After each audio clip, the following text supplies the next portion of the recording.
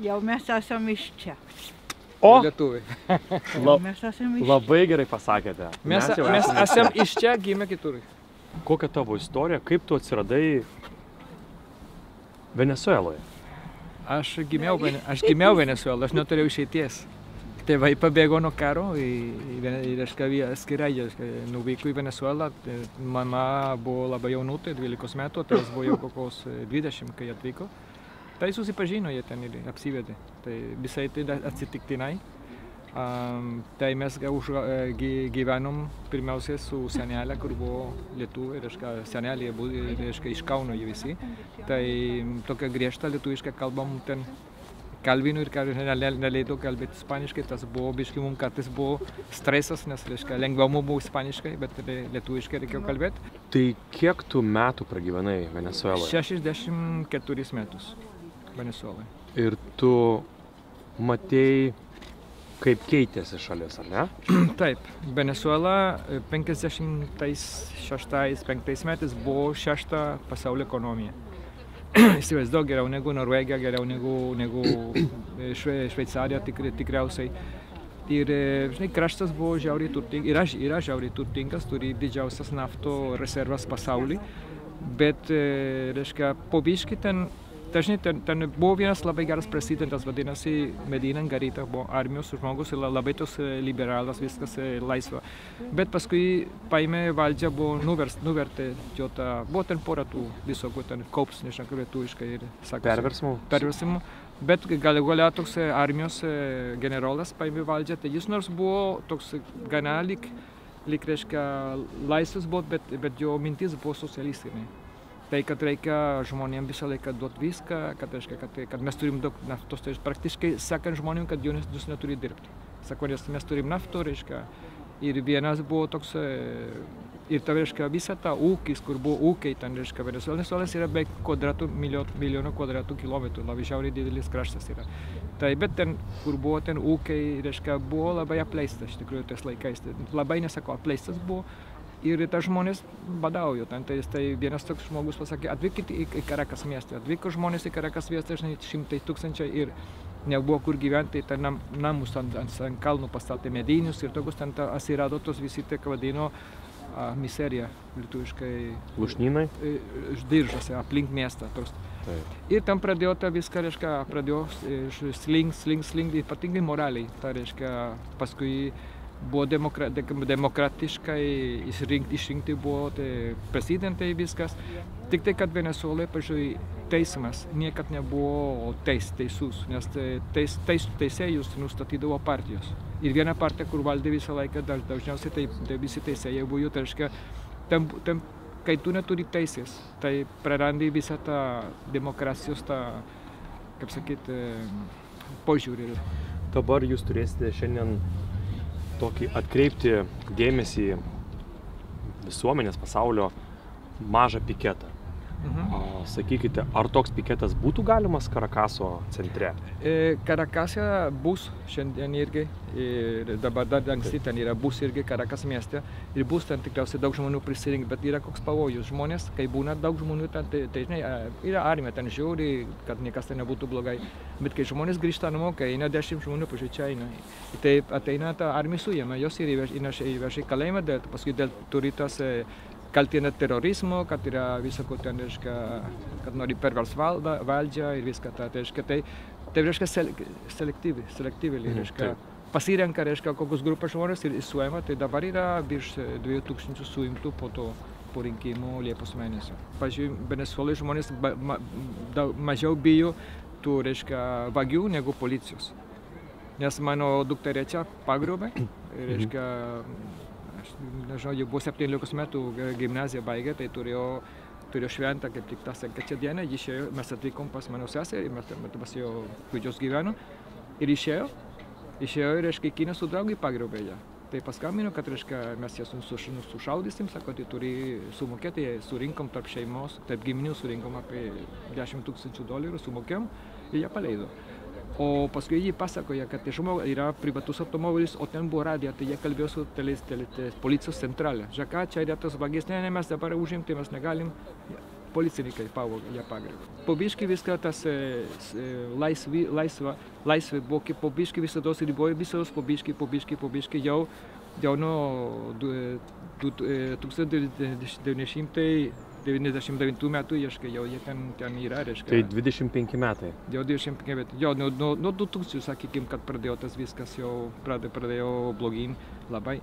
Ir po biškį spaudė, dabar, reiškia, jau viskas, reiškia, Seimas yra jų, teisėja yra jų, policija, armija, reiškia, rinkimų komisija. Rinkimų komisija yra labai, nežinau, yra viena, reiškia, buvo tos loterijos, kaip lažybos, mašinėlių įmonė, jas pavertė į rinkimų tos mašinėlės aparatus, ne?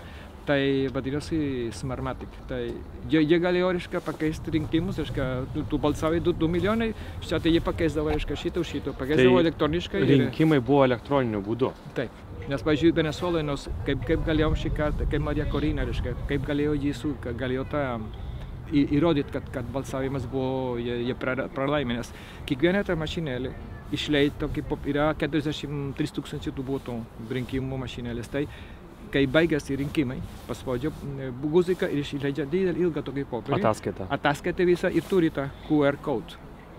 Tai tu nufotini ir tau parašo viską, kas ir yra tiksliai, kas balsavo už kiek, kitas laimėjo, kitas ir kas yra, nes jie atidaro tas dėžės ir paskaičiuoja, žiūrėk, šitas Mundo te gavo, šitam čia Maduro te gavo ir visai sutampa viskas. Problema, kai iš tos mašinų siunčia į centralę, kur ten, reiškia, kai jau viskas sumala ten viską, tada paskui sako, laimėjo Čavės ar Maduro. Nes tu negalėjai turėti kontrolę visų tų 40 000 balsavimo mašinėlių, nes daug jų buvo viduje, reiškia, armijos, kaip sakyti, kokiam forte. Ir ten, reiškia, ten gal porą tūkstančių mašinėlių galbūt, tai kareiviai tik spaudžia už Maduro, tai 100% laimėjo už Maduro. Ten reiškia, už tai balsavimai tokie ir keisti, ir kartais atsiradavo 2 milijonas balsų daugiau, tai buvo toks. Tai dabar, reiškia, jie, reiškia, susiorganizavo, turi 800 000 žmonių dirbo su jie, visoje Venezuelai. Tai jie buvo balsavimų centruose, kai popieriai išėjo, tai jie visą tą QR code nufotino ir tos popierius paėmė, nes yra kiekvienai partijai yra kopija rinkimų komisijai, kopija toj armijai, kur saugoja, yra pora kopijų ten turi. Tai reiškia, tai surinko jie 80% iš visų tų, reiškia, balsavimų popierėlių ir tai reiškia, ir laimėjo 70-30, tai jau nėra būdo, kad jis nors laimėtų 100% tus, kiek lieka, nebūtų galėjęs padidinti. Tai reiškia, žinoma, kad laimėjo labai didelis.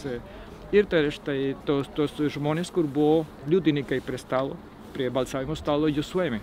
Ir norėjo jie, kad nueitų pasirašytų, kad jie falšyvai, kad padirbti, kad jo taip. Ir reiškia, bet jau kaip net kiniečius atvežė į Venezuelą, kad ten bandė ką nors padaryti ir negalėjo. Oye, mamá, ¿puedes decirle? Aš, Antonija, norėjau paklausyti tavęs, kada tu pirmą kartą atvykai į Lietuvą, kokį tu vaizdą pamatėjai ir kaip dabar tu jautiesi? Kokia tavo istorija, kaip tu grįžai į Lietuvą? Aš pirmą kartą atvykau į Lietuvą 85 metais. Dar buvo Sovietų sąjunga, nes mano tėveliai atvyko į Lietuvą pirmą kartą po 40 metais, kai išvyko, pirmą kartą atvyko, tai aš irgi atvykau po jų biškai, labai arti, norėjau su jais susitikti, bet aš pavėlavau. Ir čia aš žinau visas giminės ir daug labai turim giminių, labai daug. Mano tėvo pusės labai daug yra, milžiniška. Ir mamos irgi, ten yra daug žmonių irgi. Ir viskas man, Venezuela buvo dar tas laikas buvo turtingas kraštas buvo. Tai aš mačiau Lietuvą, sako, taip viskas negražu, taip viską bėda, pastatai tokie sugriūva, viskas tų automobiliai pilkas, juodas ar baltas, nesimato tokių spalvų gyvų, tik tai automobilių žibintų, Žibintai, protelės. Jo, raudonos ir šviesoforai. Bet aš mačiau, kad viskas toks pilka buvo ir brūdna buvo. Brūdna ten, žinai, oro uoste ten buvo toks grindys, tokios prilypę, tokio visokio ten riebalų, ten tai buvo nesmagu labai. Bet reiškia su giminė, reiškia labai gerai, pasisekė labai, žmonės labai malonus, labai bus smagu juos pažinti, nes aš ne kad tik laiškais kartais mes su juo žinojau. Jūs bendravote gyvendami Venezueloje, jūs bendravote tais tikraisiais senoviškais laiškais.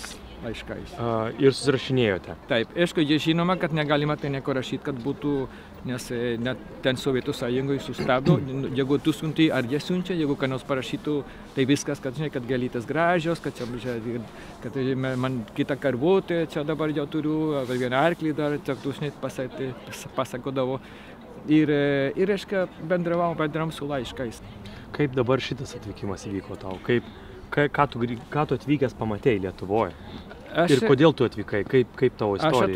Aš atvykau, aš turėjau labai gerą verslą Venezuelai, mes turėjom tą reprezentaciją, reiškia, didelės įmonės, nenoriu sakyti vardų.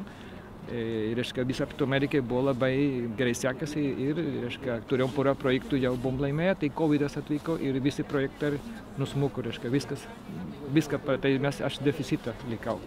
Turėjau savo asmeniškų lėšų, reiškia, ten sumokėti ten biškai viską, bet pasisekė, kad Lietuva turėjo teisės naujas, kad, reiškia, Lietuvo kilmės žmonės galėjo atvykti į Lietuvą, padėdavo, reiškia, mums sumokėjo, mes buvom tik žmonės ir aš buvom, sumokėjau bilietą, reiškia, atvykom čia, Ruklui buvom, labai reiškia, maistą mums davė, reiškia, padėjo finansinai, kai pirmą būstą aš įsikrausiu, tai mums padėjo finansinai šiek tiek, reiškia, ne kad dideli pinigai, bet užteko ir po to aš gavau darbą, turėjau darbą, dirbau 3 metus, jau dabar savarankiškai dirbu ir gerai pasisekė, reiškia, žmonės gerai priėmė mus visi.